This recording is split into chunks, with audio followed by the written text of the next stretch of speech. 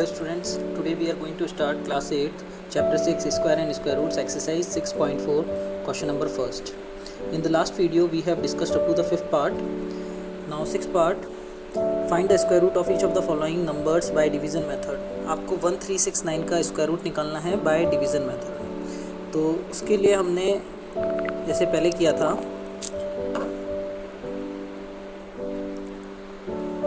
हमको निकालना है इस तरह का. पहले एक फॉर्मेट बना देंगे.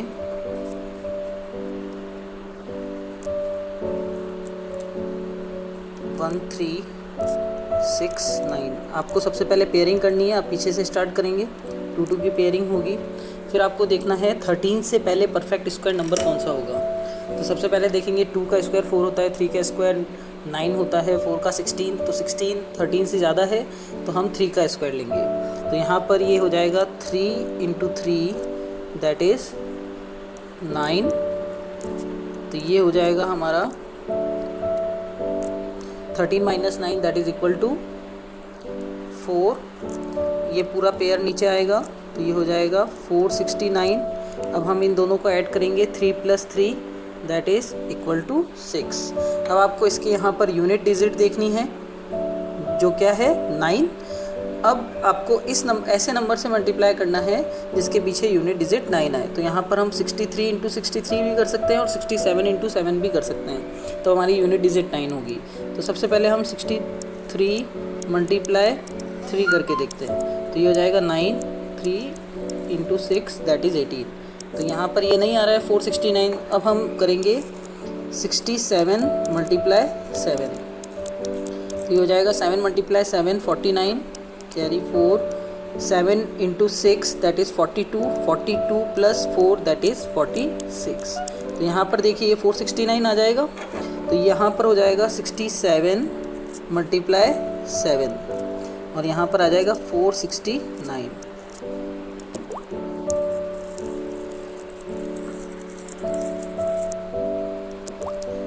तो यहाँ पर रिमाइंडर आपका कितना आ जाएगा 0. Therefore square root of 1369 is equal to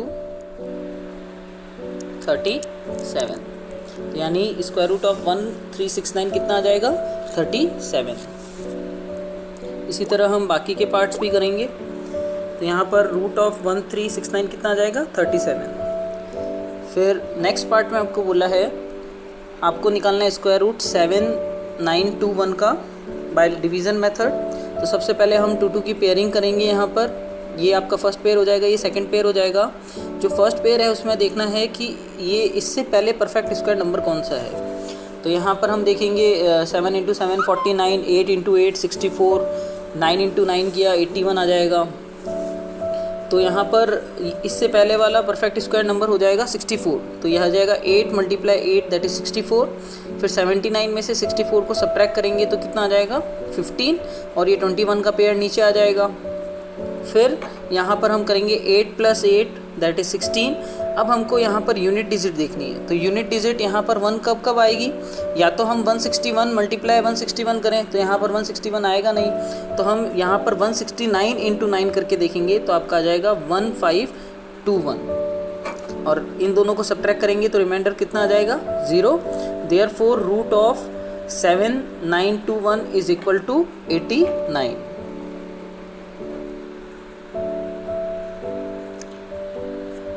now next part 1024. आपको इसका स्क्वायर रूट निकालना है बाय डिवीज़न मेथड. तो सबसे पहले आप इस तरह का फॉर्मेट बनाएंगे और यहाँ पर 2 की पेयरिंग करेंगे. जो आपका फर्स्ट पेयर है उसमें देखेंगे कि इससे पहले परफेक्ट स्क्वायर नंबर कौन सा है. तो यहाँ पर देखिए 2 का स्क्वायर 4, 3 का स्क्वायर 9, 4 का स्क्वायर 16. तो 16 10 से ज़्यादा हो जाएगा तो हम इससे पहले वाला परफेक्ट स्क्वायर लेंगे दैट इज़ 9. तो यहाँ पर 3 × 3 किया तो ये 9 आ जाएगा. 10 - 9 that is 1.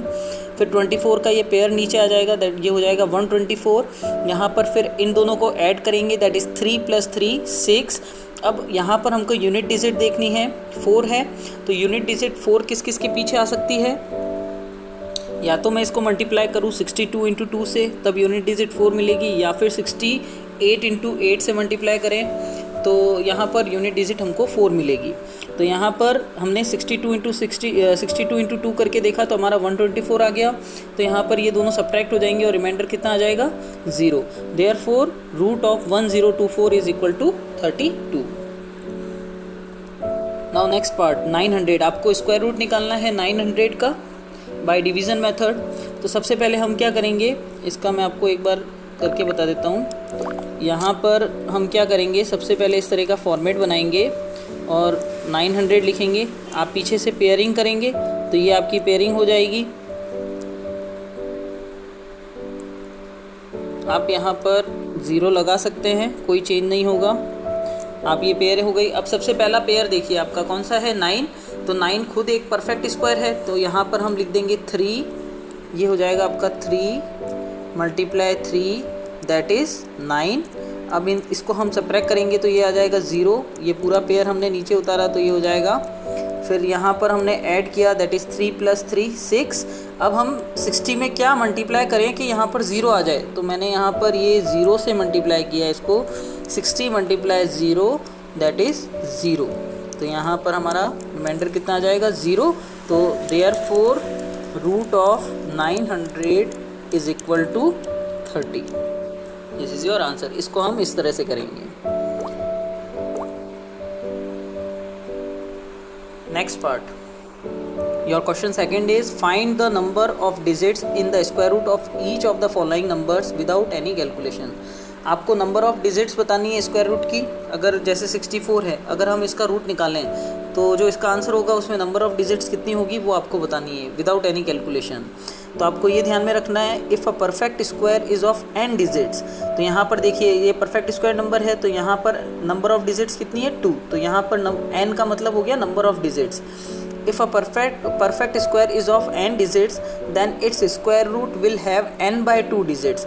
If n is even, तो जैसे यहाँ पर नंबर ऑफ डिजिट 2 है, तो 2 क्या है, एक इवन नंबर है। तो अगर जब भी वो n इवन होगा तो उसकी जो नंबर ऑफ डिजिट्स होगी स्क्वायर रूट की, तो वो क्या हो जाएगा n/2। और इस अगर ऑड के केस में होगा, अगर n ऑड होगा तो क्या होगा n+1/2। अब फर्स्ट पार्ट में देखते हैं आपको 64। आपको बताना है कि अगर हम रूट ऑफ 64 करें तो जो इसका आंसर आएगा उसमें नंबर ऑफ डिजिट्स कितनी होगी। तो आपको कोई कैलकुलेशन नहीं करनी है इसके लिए। आपको ये ध्यान में रखना है कि यहाँ पर नंबर ऑफ डिजिट देखनी कितनी 1 और 2। तो यहाँ पर n क्या है हमारा 2 और 2 क्या होता है इवन। जब भी n इवन होगा तो आपको कौन सा फॉर्मूला यूज़ में लेना है n/2।